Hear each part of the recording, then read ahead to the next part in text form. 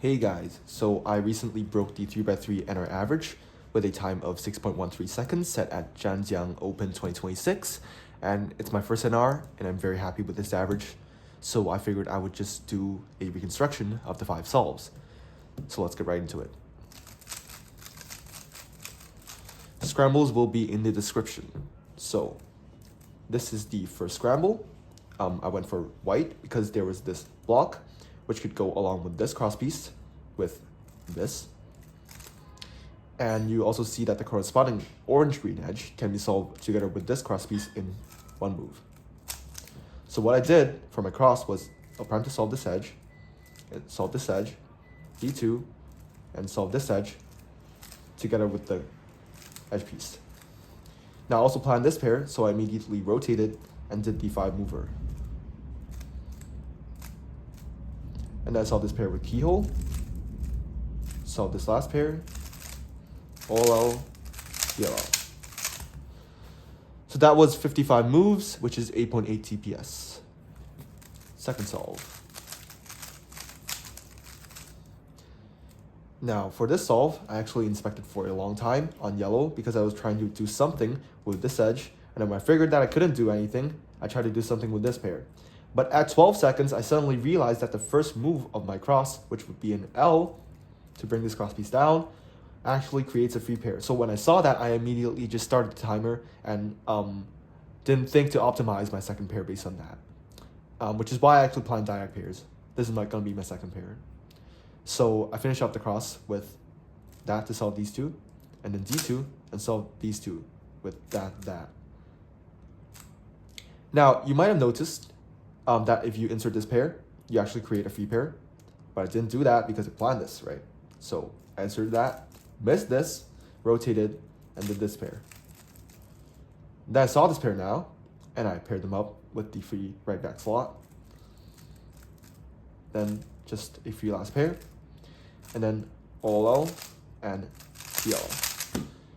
But that last layer is actually really fun because you can see you can start by doing hedge insert, and then instead of doing the standard Y pair, which is just one OLL followed by another OLL, you can actually do the inverse of that, which would be something like hedge insert followed by that.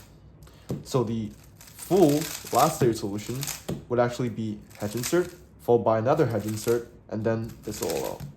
But you know that doing hedge insert 3 times actually turns the cube back to a solved state. So doing hedge insert 2 times would amount to 1 sexy sledge. So the full one last layer would actually be sexy sledge followed by this OLL. And you can even cancel a move. It would look like this, which is just as fast as a T-perm. So it could have been an easy low 5. But we can do that next time. So third solve. I saw the scramble on yellow. There was really good stuff on this free pair and this, which can get preserved really easily. So I can just plan 2 lefty 2-jin pairs and all is good. But I kind of messed up on my turning there and my pickup. I was shaking because I knew I was off to a very good start, and that it's actually like the best start I've ever had to a round. So I panicked. Anyway, I did this cross by first doing this cross piece followed by this and this.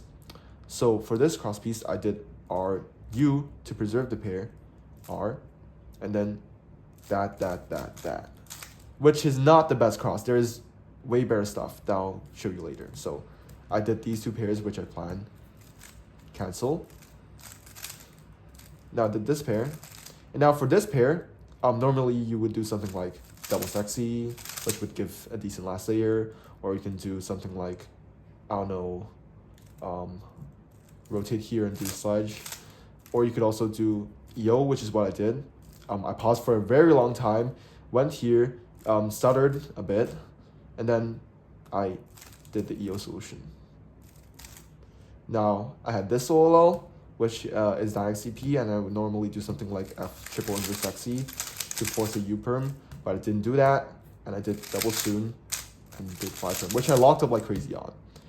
If you count the starter moves, it's 69 moves, which is crazily 9.4 TPS. Now let's look at what I could have done instead. Which is something like taking out this pair and then solve this cross piece. And then for this cross piece, along with this pair, you can actually solve it with block building, which is something like R, B2, R prime. And then this pair. And then if you solve this pair first, and you do the ZBLS for this, which is just that, yeah, you get an OLL skip and an E perm. So that also could have been a very good solve, but whatever. So fourth solve. So immediately I went for white because you can see by solving this block with R2, F, R2, you actually also solve the edge in the process. So I went for white. I did it from this angle, where you do the first three moves with F2, L, F2, and then I finished off my cross with R, D prime, F, R. Now I also planned this pair, but I wasn't sure about it, so I had to pause for a bit, and then I rotated and solved the pair. And then I did this pair. I paired them up, R prime, U2R, inserted, and then for this pair, you can avoid a dot by doing double sledge, but I don't like doing lefty moves, so I instead rotated, and instead of doing that to something like that, which would actually give a good ZB, I just opted to do partial EO, which is just hedge, and then insert. Now I did OLL, EO. So that was 51 moves, which is 8.5 TPS. So now, at this point, I have 6.13 BPA. My WPA was 6.59, which is still PR, but I knew that I could do way better than a 7.3 on the last solve, because I averaged like mid-6 at home. And I was nervous because I knew that I had a shot for NR, but I didn't know exactly what I needed. I knew that BPA was NR, but I just tried to not think too much about it. And then, these first four scrambles are actually group G of the first round, but then at my last solve, they decided to switch groups, and that gave me a very awesome scramble, which really, really helped to clutch NR. So just look at yellow. The scramble was crazy. I immediately planned 3 pairs, and I just kept inspecting to double check that I planned everything correctly, and I just went for it. So solve your cross, R prime. You see this block, right? And the corresponding edge is also solved with this cross piece. And that solves the cross plus this, which is crazy. And now I want to keyhole this edge to finish off my double X cross, but I can't just insert it right here, right? So I have to do a D move. Either D or D prime, both work. I chose the worst one, the one that gives like a worst last layer. I'm just gonna show you later. So I did D prime and inserted the piece, and I planned this pair too by solving it like that. Now here I paused for a bit and did some random moves. And then I finally solved this pair with a cob. And here you can actually do an OLL skip trick, which is like that. But I didn't do it because I was trying to safety to solve like crazy. I was on really good pace here. I finished F2 at like 3 flat. So I just needed like a very, very mid last layer to clutch NR. I knew that I had this in the bag. And I got this ZB, which I actually do know. And it goes like, take out this pair and do some moves. It resembles like the alternative F perm with S moves. But I didn't do that because I was locking in and trying to safety. So I just did OLL, and I knew that it would be F perm. And so I managed to not lock up on the F perm to clutch NR. So that was 59 moves, which is 11.1 TPS, which is actually pretty good. So let's look at if I did the other D move during the keyhole instead. So first 3 moves is the same. And if I did D instead of D prime, the F2 is all the same because the pieces are all on top. So you actually get like a 2-gen suitcase. So like you can do that into that. Or you can also do that into that, which would have definitely been a sub 5. If I just did the ZB, it could also have been a sub 5, but like, whatever. So yeah, those are my solutions. The scrambles were generally quite easy and had really obvious solutions.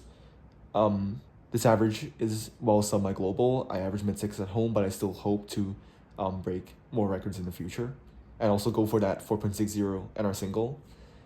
If you look at the footage for this average, you can see that my pickups are absolutely horrendous. Some of them had 0.4 first moves. So that means I actually bad pickup out of a sub 6 average, which sucks, but hey, you can't blame the stack mat. I hope to set more records in the future, and thanks to everyone who supported me along my cubing journey. Bye.